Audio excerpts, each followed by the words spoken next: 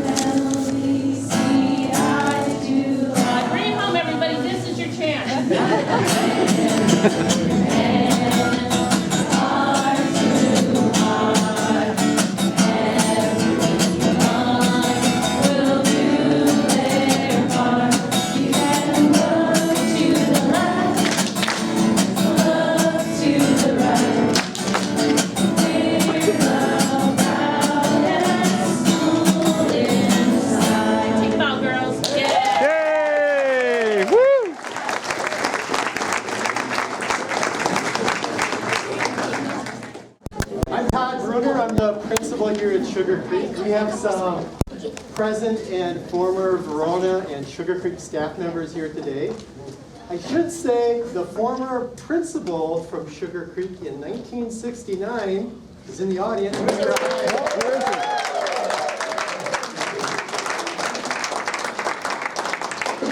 You give me a lot of hope, Mr. Hyde. This will all be worthwhile. Thank you. So I thought we could maybe just share your name, what you did here in this building, when you taught or when you worked here. So you want to just start on the end, Pat? Sure. I'll start. I'm Pat Worley, and I got hired in this school in 1974, just a few years ago. And I taught second grade here for 18 years, and then 1 year of fourth grade before I moved to Country View. I'm Pete Christopherson. I was hired in Sugar Creek in 1991. Thought I was going to a brand new, shiny Stone Prairie, and I landed here, and I'm glad I did. It changed me forever. Yes. I taught fourth and fifth grade, and still with the district. I'm out at Savannah Oaks. Excuse me. Hi, I'm Joanne Green. I went to school here for kindergarten and first grade in the mid-60s and ended up teaching. I started in 1991 with Pete. I was teaching first grade the whole time I was here in the classroom that I went to school in. I know, and I fell in love in that room. Don't tell anyone. I fell in love with a boy in that classroom, and he scorned me for another. So I now teach in Mount Horeb. I teach first grade in Mount Horeb and have since I left here. So. I'm Alicia Sweevo, and I started in 1970. I went to school here from kindergarten on, and then when I started teaching, I was teaching in a room that wasn't even here when I first started teaching in Verona. But I taught second grade, and then first grade, and then multi-age for second and third grade. Hi, I'm Michelle Matisick, and I was also hired in 1991. And our current governor, Mr. Tony Evers, Dr. Tony Evers, hired me. So I was excited about that. He saw that I had 10 years experience before I came here, and he was really kind about hiring an experienced teacher and paid me very nicely on a salary schedule. I remember that. Placed me accurately where I should be. And I taught grades 3 here for several years and grade 4 then, and taught here from 1991 through 2006, and then I moved over to Glacier Edge. But Sugar Creek always remained very special to me, and because of all of you people, it's so wonderful to see everybody, all the faces that I remember. So good to see everybody, and it's a privilege to be here. Thanks for inviting me. And I just got invited today to do this. An hour ago. My name is Pam Conrad, and I was a school psychologist here for 25 years, and I was hired in 1987. And I've been retired now about 7 years. But it was the greatest school. I sometimes did a little, sometimes part-time in another building, but this was my one home. And I was telling people, I went into the office today and wanted to get my mail. Honestly, I just like it was just such a routine. But I've been through a lot of principals and a lot of superintendents in my day, so I can tell you the office stories. Ooh. Don't look at me. My name is John Borgward. At one point, there were 5 teachers here: Borgward, Bjork, Van de Zandy, Vollenweider, and Franzosa. And I decided that changing to Mr. B would help quite a bit, so that's usually the name that I went by. I started here in January of 1977. Left to go teach in Norway for a year, came back here for a year, left and went and taught in Middleton for 5, then came back here and stayed until I went to Glacier Edge. And Glacier Edge is air conditioned. Played a part in my decision to go there. So we kind of talked and brainstormed some questions ahead of time, and I printed them out in large font for our panel. We're very thankful about that. Well, you know, hey, I'm with you, right? So if you think back to when you were here at Sugar Creek, what was it like when you started, like the first year?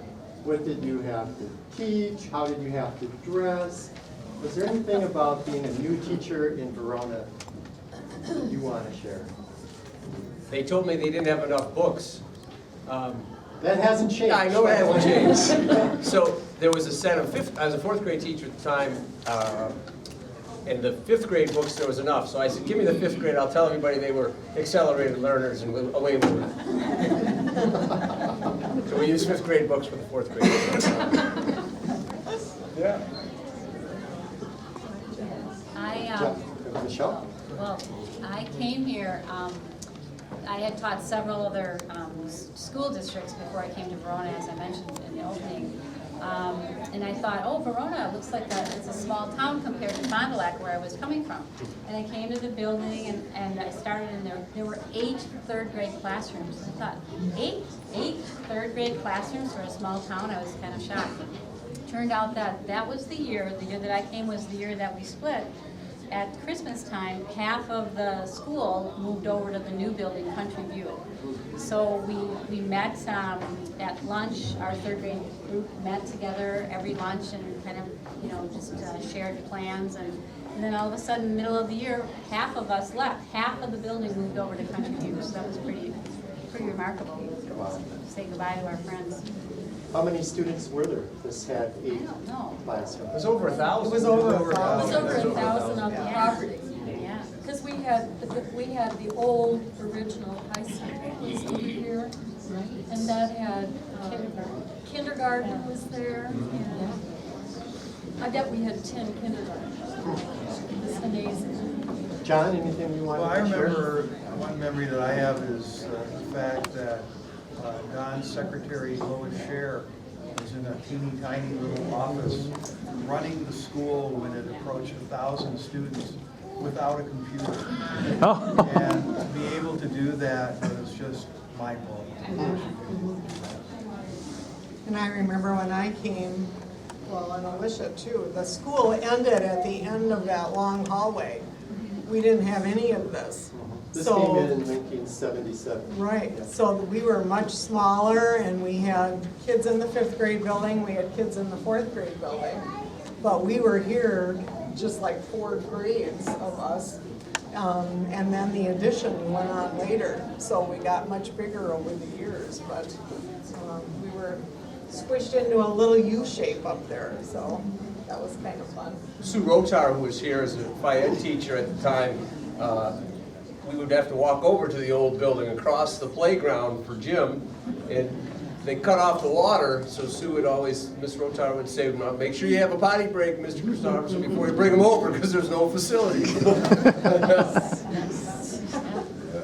Back before they had the bypass, we had swimming, and so all the main traffic came down Main Street.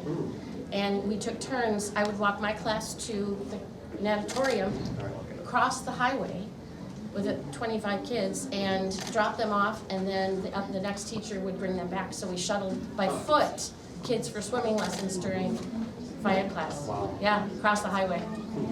That was enjoyable. Flagging down the trucks and, right? Yeah. Was there a dress code for students or teachers when you worked here? Alicia, we'll start with you. Well, when I came in 1970, everybody, So you started here 50 years ago. right, you used to wear dresses or skirts. And in 1970, and I don't know how many of you remember 1970, the skirts were really short and really tight. And so that was not so good for teaching. And so we, luckily, in a few years, they got really long. And so we had these really long jumpers. But I think it started, the middle school started, they started wearing pantsuits. And once the middle school started wearing pantsuits, then everybody thought that was a great idea now, or pantsuits.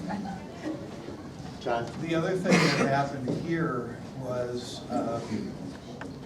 by not being air conditioned, it was really hot working here. And I remember one day when it was about 95 degrees in my classroom, thinking to myself, I gotta wear shorts. And so I came to school in my Birkenstocks and a pair of shorts. And that afternoon, another principal, after school was over, called me into her office and told me that wearing shorts wasn't appropriate. And I told her that I'm not working in an air-conditioned office.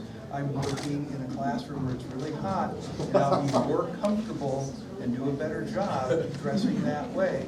And from that time on, shorts kind of showed up all over. Wow, that was trendsetter. Yeah. I happen to be a pack rat. I've saved quite a few things, and so I have the 2004-2005 Sugar Creek Handbook, and the dress code, a couple items. No bare midriffs, open back shirts, halter tops, strapless shirts, tube tops, or single strap shirts may be worn. Any top that is too revealing will be considered inappropriate, and the student will be asked to change. And then when we were looking at the trends and the dress code of the 1990s, men or anybody wearing like pants that went below, like almost down to their legs. It says, pants worn in such a way that undergarments are visible will not be allowed. So that was kind of yeah. So there was some dress code, yeah. What's a memory you have when you think back of your time here? When you look at the building, you think of the people, you think back, what's something that sticks out in your mind? Is it a happy memory, a funny memory? Alicia? Oh, I'm sorry. Go ahead. Well, I was just going to say that this building has always seemed very welcoming. And when I read the surveys that were just done by, what, 4th and 5th graders, it seemed like it also showed up that the kids felt comfortable, parents felt that this was a very welcoming building. And I know that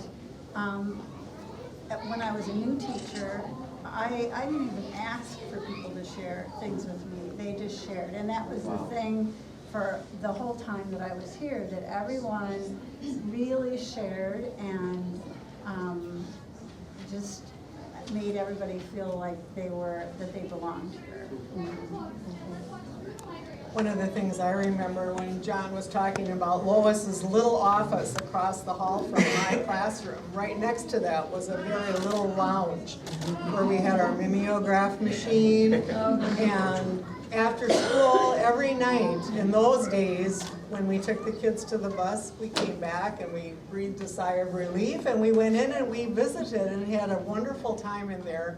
And Shirley Riley, who was our cook at the time, wonderful cook, made everything from scratch. She always made wonderful desserts for us and put them in the lounge, and after school we all would meet in there and have a piece of pie or cake or whatever, and it was just fun. There was more downtime back in that day, and we were more relaxed at the end of the day, and we just had a good time. Mr. Hyde was always whistling up and down the hall. We always knew where he was. Still the same. And sometimes in the lounge we'd hear him knock because his office was on the other side of the wall. Tone it down in there. But we always had a good time. It was a very social group, and we had a lot of fun together. Joanne, do you have a memory? Actually, Kate, were we teaching summer school? Where are you? Yes, okay. So we were teaching summer school in a classroom that wasn't ours, and it was back along that wall near Michael's, right? Okay. And one of the kids went to go get a drink, and it's a bunch of kids we don't necessarily know. They weren't in our class, but they were in our summer school class. And went to get a drink of water, the spigot broke off. The water shot through the ceiling, started knocking out the panels. And it's spraying all over someone else's textbooks, 5th grade maybe-ish, because they had stacked all the textbooks on the countertop for the summer. Everything's getting wet. We're just staring. The kids are screaming. Somebody comes running in from the room next door because it had soaked so quickly that the panels in the other room were starting to fall down. Oh, no. I took my skirt and covered it up. And we called down to the office, and they somehow got underneath and shut off the water source, but it went for a long time. Yeah. Yeah. That was a summer repair. So, yeah. Todd, I have to share. I met my wife here, so Yes. this Yes. was where is she's right here in front of me. Kate Hanrahan at the time, but so we're Creekers for life. Yeah, yeah. Was that a good memory for you as well? Okay.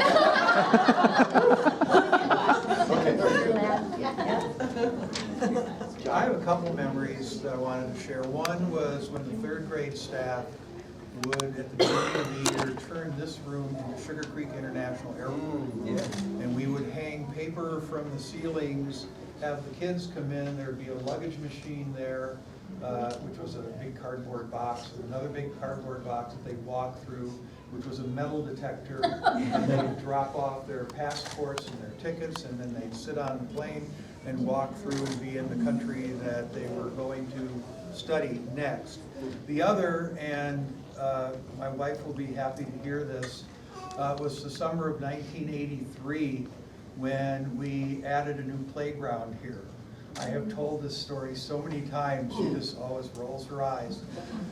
Off in this direction, you used to have a hometown baseball field, and they hung a chain link fence in front of the library window because a home run into left field would go through the window.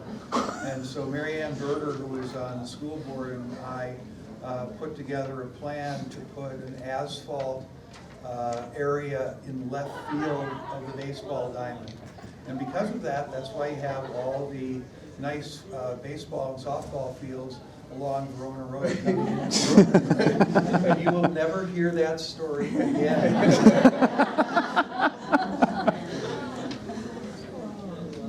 Pam, do you have a memory? Well, you know, I've had a lot of time to think about it, and this building was always my happy place. I think we have had the best staff ever, year after year. This building has attracted such amazing teachers, and they all, I can think of all of them in just a warm place in my heart. And also you could come here and have had a bad day somewhere else, and being with little kids just takes you out of it, and you cannot be in a bad mood. And we got to see all the kids who got sick and needed an ice pack and broke something on the playground, whatever. And the office was always a happy place to be. And even in the kids we had to discipline, it was done in a loving way. So this is my happy place and always will be. And it would be sad to have it gone, but progress. And we were the only people with air conditioning, so we had a lot of visitors. In the office, you mean? Yeah. We had a lot of visitors. That's still true today.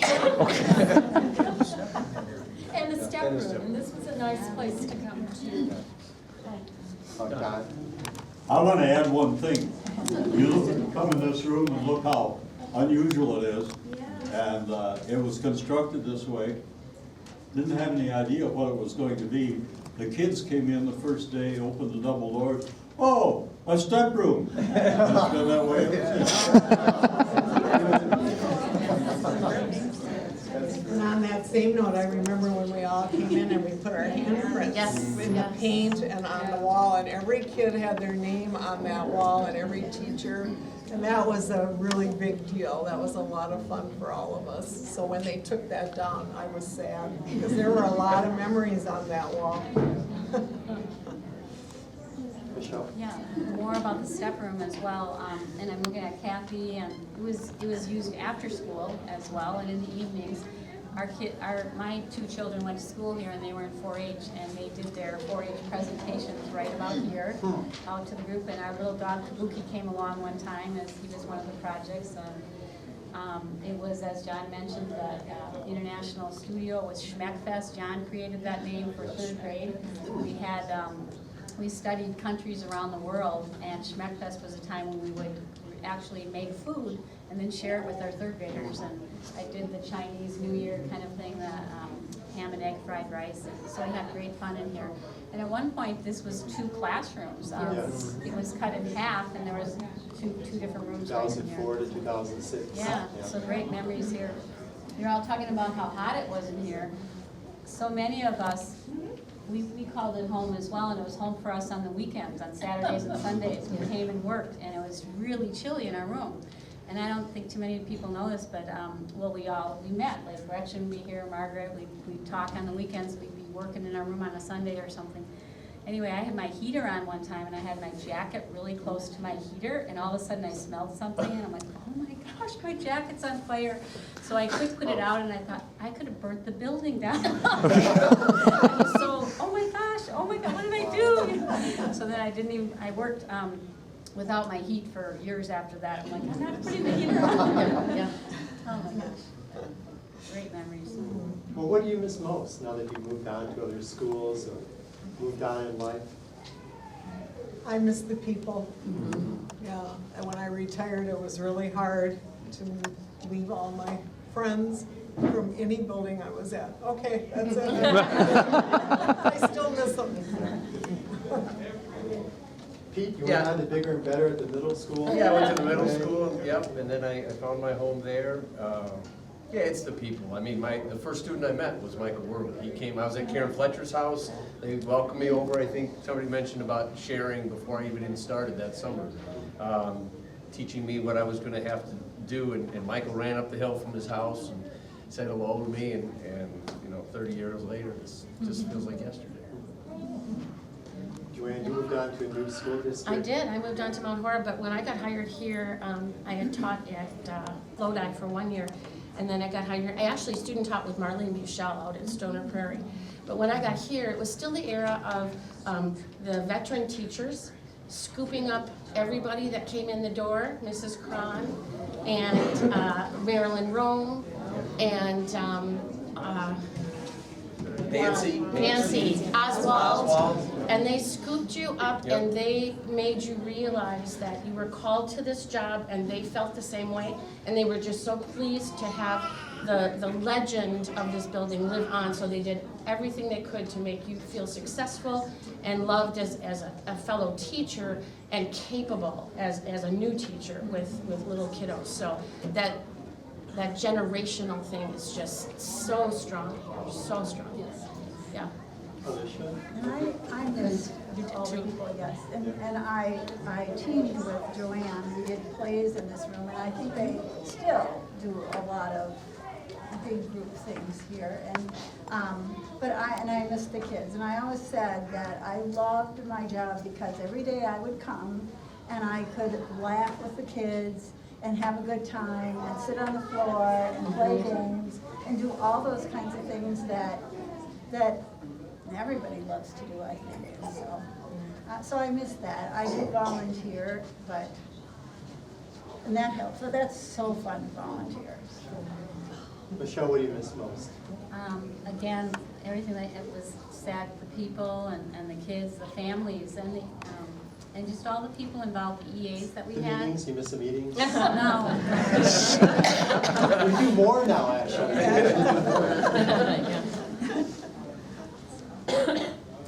And Pam? Well, I've kind of said how much I love people here. What's interesting is that I was in education my entire life, basically, and my kids, I've got one that's a school nurse and one's a principal of an elementary school.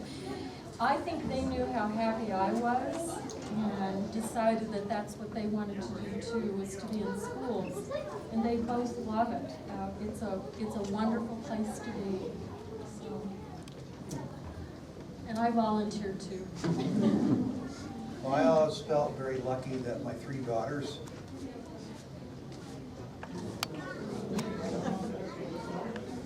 They came here too, didn't could they? come here. Yeah. And now my grandson has made an appearance here as well. He's not going to be a student, but at least he will have made an appearance. Some of our guests today have talked about people in the audience who have been workers at Sugar Creek, New Century, and Verona. I wonder if you could just share, like I don't even know who you all are. Does anyone want to just share? Could they stand up? Stand up. Yeah, if you'd like to stand up, If you that's ever even worked better. here. So, Please stand up. Please stand up.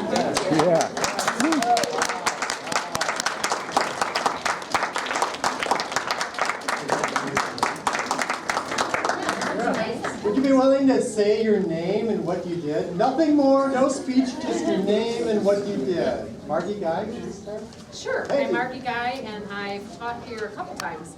I taught first and second grade for several years in the early 90s, early to mid 90s, and then I stayed home with my kids for 13 years, and I've been back, I want to say this is my 12th year back. So I'm a math resource teacher currently, and district math coach.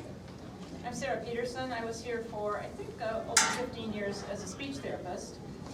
Wonderful memories of that. And then I moved on to other schools and other things, but I've come back as a substitute, and I got to spend all last spring here as a substitute speech therapist, and I have to say it was the best to come back and be able to do that again in that capacity. So I love this building. And all of you. I'm Kate Christopherson, and I was a special ed teacher here. It was my very first job, 1992 to like 1999. I'm Nicole Austin. I was a student here as a child, and my siblings were as well. After college, came back and taught here 6 years. And I'm at home now with my kiddos, and I'm happy to say they get to go to Sugar Creek next year. Next year. So she got engaged. Oh, got engaged to this building. Yes. Yeah. Katie, do you want to share? We can go across it. Oh, okay. I'm Katie Mercury, and I've been at New Century teaching music a couple times, back in 2007 and 8, and currently this is my 4th year at New Century right now. I'm Bill Rose. I'm the physical education teacher here at Sugar Creek. 16 years in this building. 24 in the district. I echo the passion, educational passion that we have. It's not work when you enjoy what you do. And yes, we like less meetings, I'll tell Todd that. Less meetings, but I can't help it. to keep it completely honest, I love what I do. I wouldn't change a thing. I'm blessed to be able to do it. I'm Joanna Van Handel. I've been in the district for 22 years, 11 here, and I have 3 boys that have gone through the Verona School District as well. Jen? I love this building. So I've been in the district 32 years. I was hired in '88, so that was the year Stone and Prairie opened. So then it was Sugar Creek, Stone and Prairie, the Verona High School, the Verona Middle School, the end. I mean, and some of you might remember Central Office was a portable building on brick slabs and the concrete, like right, I mean, that was Central Office. I'm seeing nodding heads. So I taught kindergarten, 2nd grade, 1-2 multi-age, and 1-3 multi-age. Hi, my wish. And then I moved to Glacier Edge when Glacier Edge opened, and I'm still there. I'll say hi. Oh, hi, I'm Andrea. I was Blasco when I first started here, and now I'm Andrea Fry. I was hired here 2 days before school started in 2002. It was my very first teaching job out of college, and I taught here for 4 years, and now I'm at Glacier Edge. My own 3 kids.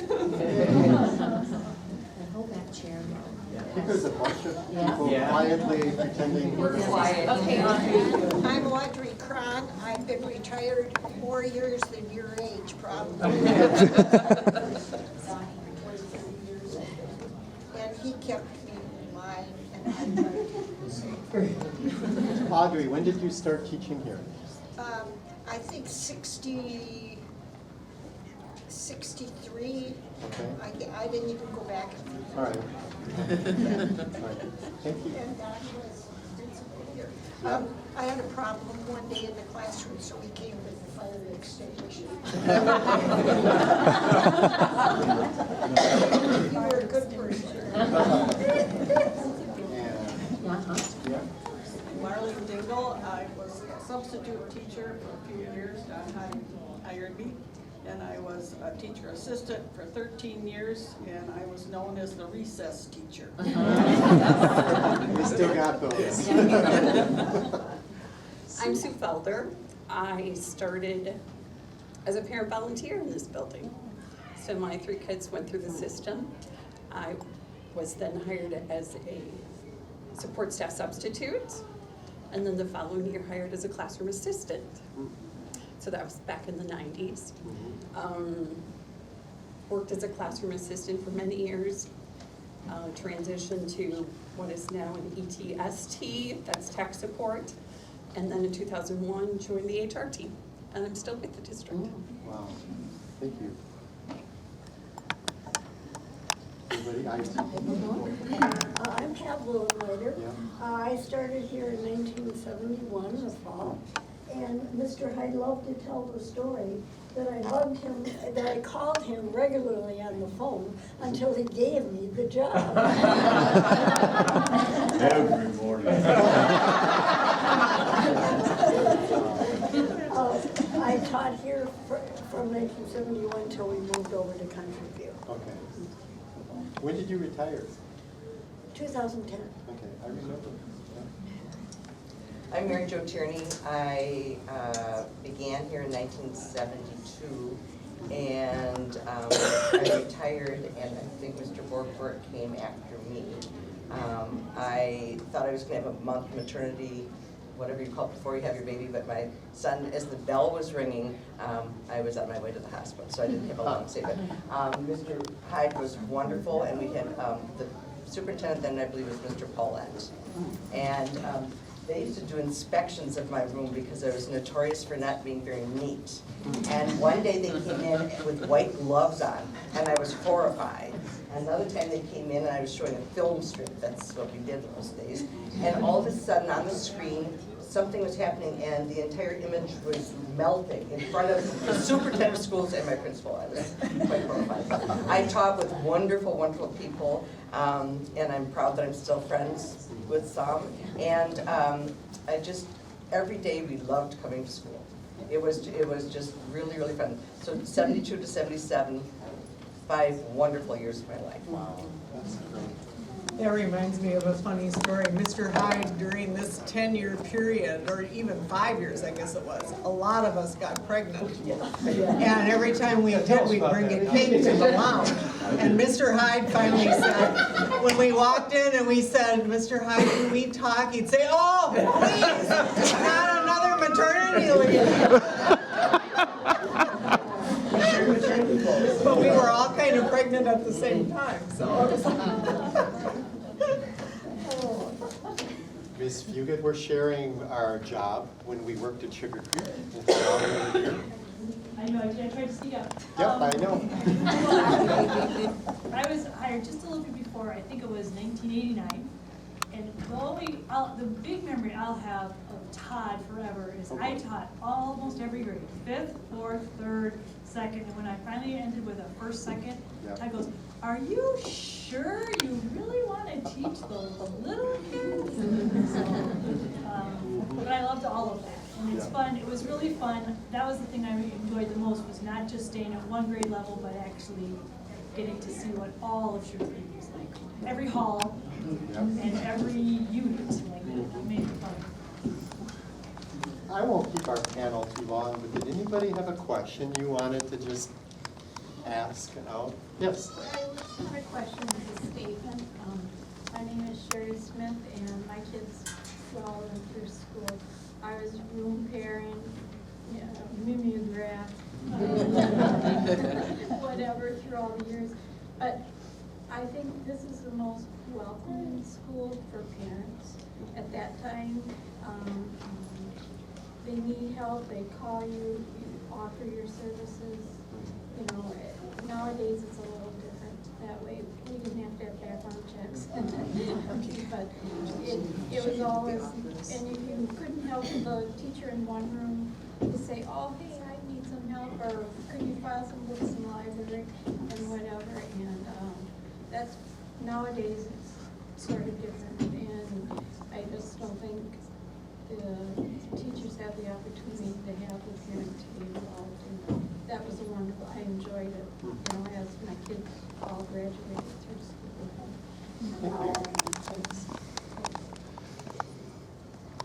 Yeah, go ahead. I would love to ask you why for. don't you tell us who you are? Oh, I'm Jesse. You're recording now. Yes, this is for the Historical Society. We definitely have to capture this. I think especially for future generations, if you could say what the biggest change was you saw. Maybe it was the mimeograph or the shorts or the lack of background checks, or we would love to know what's been lost or changed that people in the future would just love to hear about or know existed. Any process or thing that. Floppy disks. We still have floppy disks. What are those? What are those? What? That's one of those. Those are the first way the computers would hold on to data with the floppy disk, and then we got the hard, the smaller ones that had a little slide thing on. I don't know what it's called. That was pretty cool. But we didn't have computers. When we did finally get a computer, we had to walk half a mile down to the computer lab, and you get it once a week. And the kids loved it, but that was it. That was the biggest change for me. Nice. I just remember I had to type everything, all my reports, because all I did was write reports. And when the computers came in, I had, throughout my 25 years, I had students from the university come and work with me if they were in the program. And I remember one of them had to teach Pat Krantz. Pat Krantz was the secretary to Pupil Services. She is not going to learn the computer. Nobody's going to make her learn. And my student sat with her most of that semester to teach her how to use a computer and to get her computer competent. And me. It was really hard to make that transition to computers. Well, I remember going on what Willie said about the ditto machine they used to have in the teacher's lounge up there. And Jerry Lewis Telethon weekend meant I was in there running the ditto machine, running copies of papers that I wanted to use for the upcoming year. And I would do a dictionary unit for the whole year. I would do a math unit for the next half year. So I would spend maybe 8 or so hours just running off dittos in there. And if you remember the smell of ditto fluid, your eyes are going. And then you had purple fingers for days. Yeah. Or the kids would smell their papers. Yes. Oh, And I remember too in the library when I first came here, we had a card catalog. And then that went away and there was no more card catalog. Kids today, I don't even know what a card catalog was. Yeah. Yeah. One of my memories was when Betty Wattrain introduced us all to the World Wide Web. And we're going to be able to get any information we wanted at any moment. And we were like, what? And then starting next year, everyone has to have electronic mail. And I was like, I'm never doing electronic mail. I like going down to the office and grabbing my stuff, just like you talked about, Pam. I'm like, I'm not going to do that. That will be, and now literally I get at least 50 to 70 emails every day. It's just a really different, you can't escape school anymore. You don't go home when you go home. Yep. I had a student who got in trouble on the bus and was kicked off for a week, and they lived on the edge of town, so his father followed him, asked him to walk to school in the gravel, and he followed him in the car and made sure he got here, and they left a little early to make that happen in the dead of winter, and I remember thanking him for following through on something that would make a great impact on this kiddo.